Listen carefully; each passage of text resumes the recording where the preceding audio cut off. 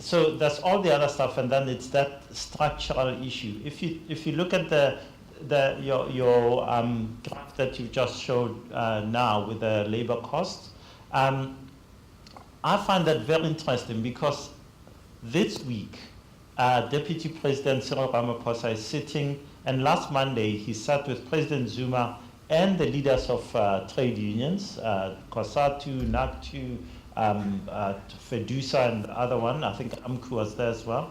And they were discussing minimum wages and the setting of a minimum wage in South Africa. And the key discussion is basically to try and get it through before the election on August 3rd. So if you have that discussion in that way, with the idea that, okay, I'm having it on the 3rd of, I'm having this conversation so that I must finish it by the 3rd of August, essentially you're saying, I'm going to pander to a certain constituency.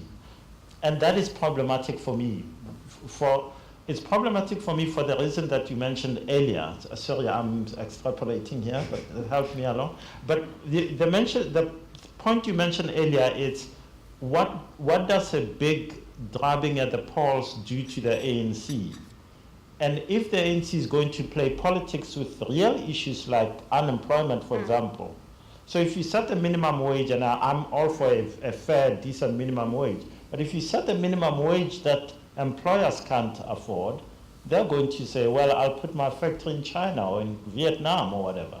And so at the same time you say, I've got a massive unemployment problem, and then you're undercutting your efforts to create more jobs.